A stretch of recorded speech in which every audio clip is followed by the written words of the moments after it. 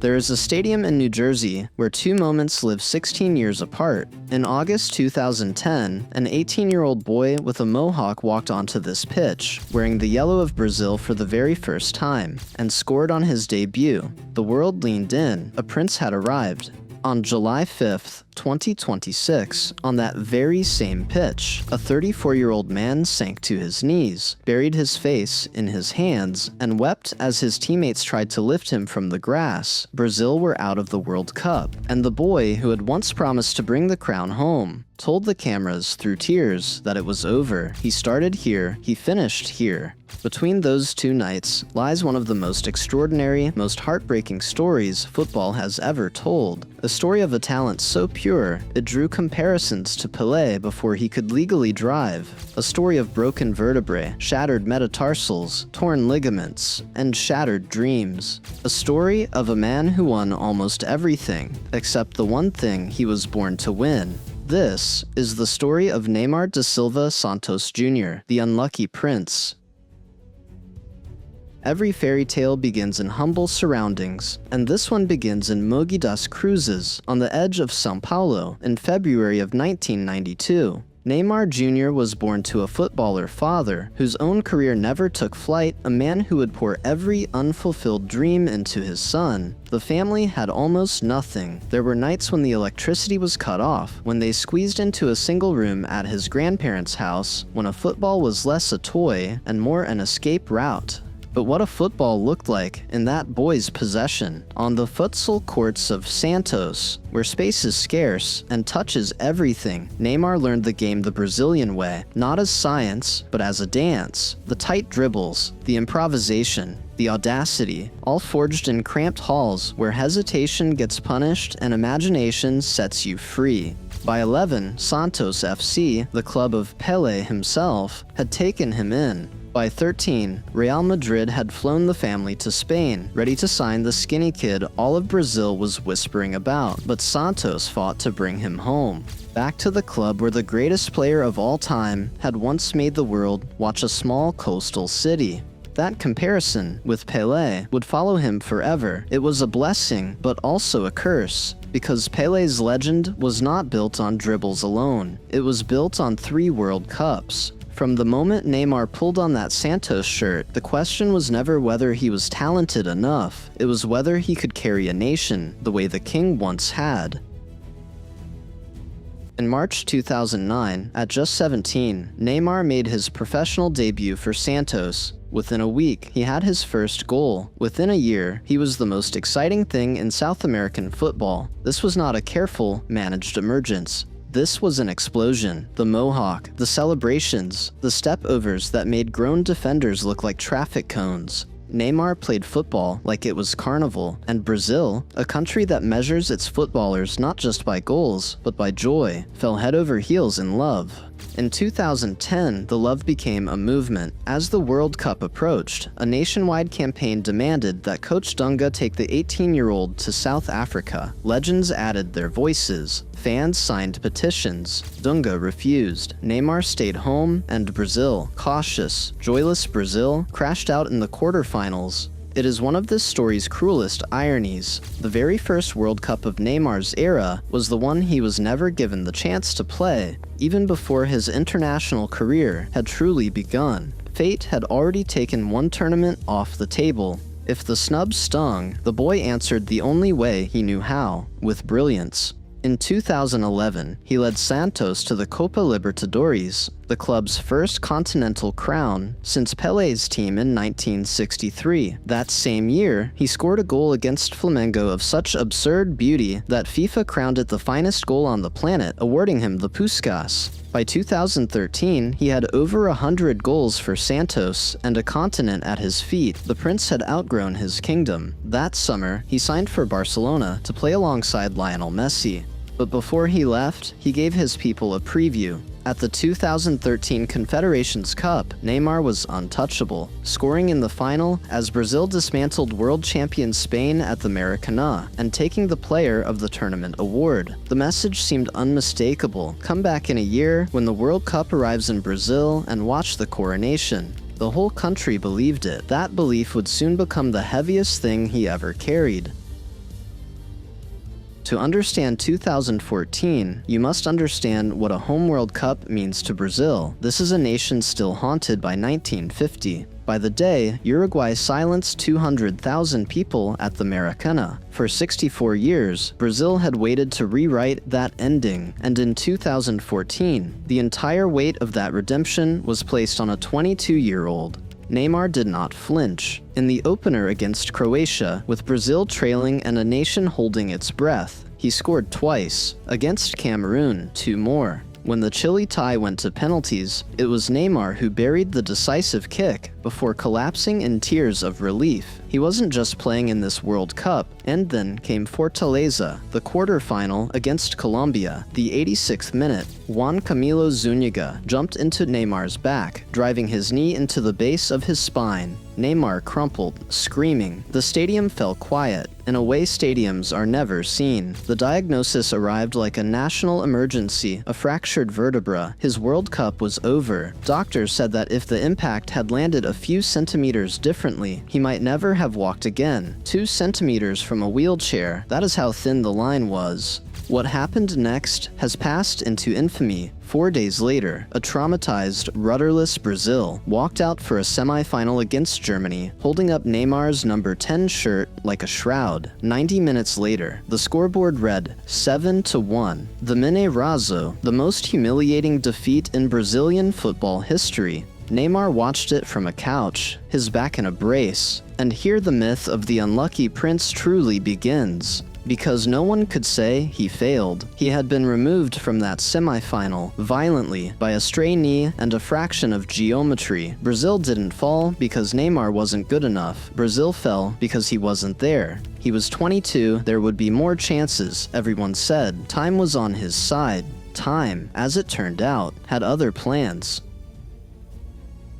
If the national team was Neymar's burden, Barcelona became his sanctuary. From the wreckage of 2014, he returned to Catalonia and helped build one of the most devastating attacks football has ever seen. Messi, Suarez, Neymar. The trio scored more than 120 goals in a single season, and Barcelona swept everything: the league, the cup, and the Champions League, with Neymar scoring in the final itself. For a moment, all was right in his world, and in 2016, at the Rio Olympics, Neymar captained the Seleção to the one title Brazilian football had never won: Olympic gold. In the final, against Germany of all opponents, the match went to penalties, and of course, because his story demands these symmetries, the winning kick fell to Neymar. He scored, dropped to his knees at the Maracanã, and sobbed. It wasn't the World Cup, everyone knew that, but watching him weep under those floodlights, you could believe it was a promise that the real crown was coming.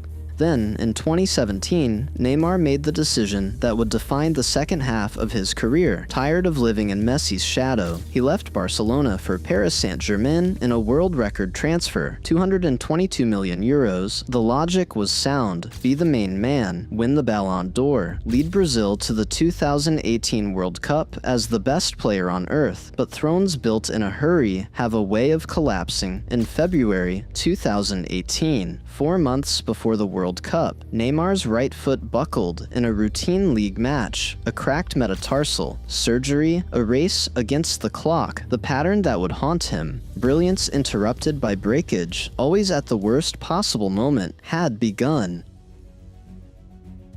Neymar made it to Russia, but barely. He arrived half-fit, 3 months removed from surgery, and yet, still expected to define the tournament. There were flashes, a goal and an assist against Mexico, moments where the old magic flickered. But Russia 2018 is not remembered for Neymar's football. It is remembered for his falling, kicked and hunted in every match. He rolled, writhed, and protested, and the world, instead of sympathizing, laughed. The memes were merciless. Children played the Neymar challenge, collapsing on command. In 4 years, he had gone from the sport's most beloved victim to its most mocked drama queen.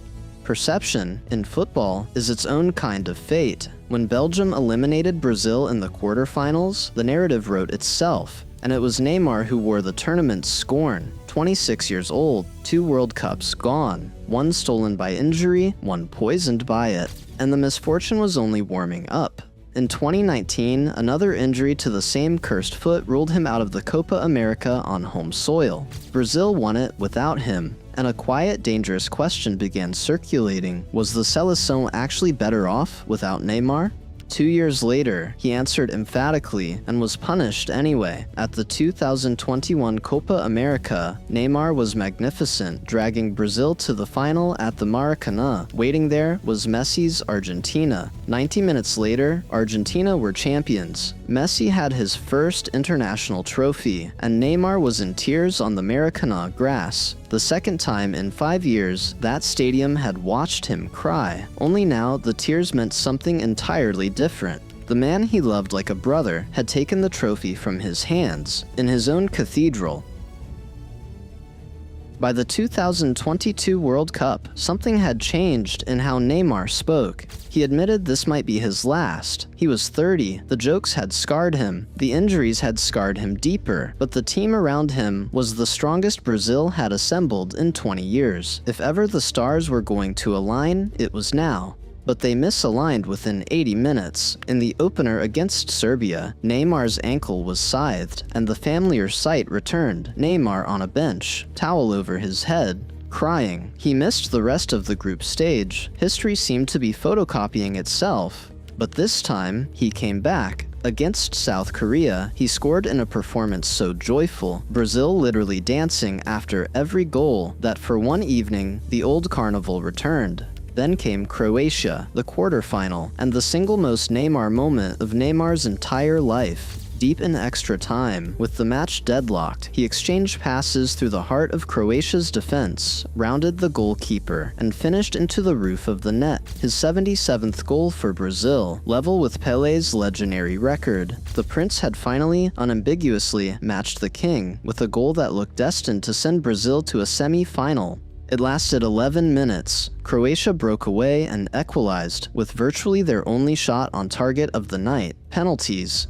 And here, fate delivered its most exquisite cruelty. Neymar, Brazil's best taker, was saved for the fifth and decisive kick. The hero's slot, he never got to take it. Rodrigo missed. Marquinhos hit the post. Croatia won before the fifth kick ever came. Neymar stood at the halfway line, helpless, eliminated from a World Cup without even being allowed to fail. Afterward, he said he was psychologically destroyed and would not guarantee he'd ever wear the yellow shirt again.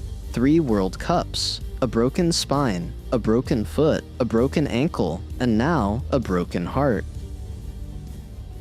What followed was the wilderness. In 2023, Neymar left Paris for Al Hilal in Saudi Arabia, a move the football world read as surrender. And that October, in a qualifier against Uruguay, his left knee gave way, anterior cruciate ligament, the most feared injury in the sport. At 31, he was carried off on a stretcher, weeping, and would not wear the Brazil shirt again for nearly 3 years. For a player defined by movement and joy, the stillness of that recovery was its own kind of exile. The comparisons to Pele had faded. The debates now were about legacy, about waste, about what might have been. And then, in January 2025, the story did the most romantic thing it had ever done. Neymar went home, back to Santos, back to the black and white stripes he first wore as an 11-year-old. The body was diminished, whole months lost to injury, but the pull of one final dream was unmistakable. The 2026 World Cup. One last dance. For most of the year, it looked impossible. Brazil's new coach, Carlo Ancelotti, preached fitness above sentiment and left Neymar out of squad after squad. But in May 2026, at a glittering ceremony in Rio, Ancelotti read out his 26 names, and Neymar's was among them. Neymar Jr. SANTOS. The Prince was going to his 4th World Cup. A nation, against its better judgment, allowed itself to hope one more time. But the tournament meant to be a fairy tale ending played out like a final twist of the knife. A calf injury ruled Neymar out of the opening match. When he did appear, it was in fragments. A legend reduced to a substitute, watching a new generation carry the shirt he had defined for 15 years. And so, we return to where we began, July 5th, 2026, MetLife Stadium, the very ground where an 18-year-old Neymar had made his Brazil debut, the round of 16, Brazil against Norway, against the unstoppable Erling Haaland. Neymar came off the bench in the 67th minute, chasing one more miracle. Haaland struck once, then twice, and deep into stoppage time, with elimination already certain, Brazil won a penalty. Neymar took it. He scored, the final goal of his international career. A consolation in the 10th added minute of a lost cause. Moments later, the whistle blew. Brazil were out, their earliest World Cup exit since 1990, and Neymar sank to the grass and wept. I tried, now it's over," he said afterward. He had started at this stadium, he had finished at this stadium. Football, so often cruel to him, had at least granted him symmetry. And maybe that last penalty against Norway is how we should remember him. One final goal in the 10th minute of stoppage time, scored when it no longer mattered, because that was Neymar's entire story in a single kick. Brilliance, arriving a heartbeat too late, through no fault of his own, 16 years earlier on that same pitch. A boy had promised Brazil a crown. He left it as the nation's greatest ever goal scorer, but still without the crown. Pele became the king because he won. Neymar remains the prince because he made us believe he would, and the kingdom loved him anyway.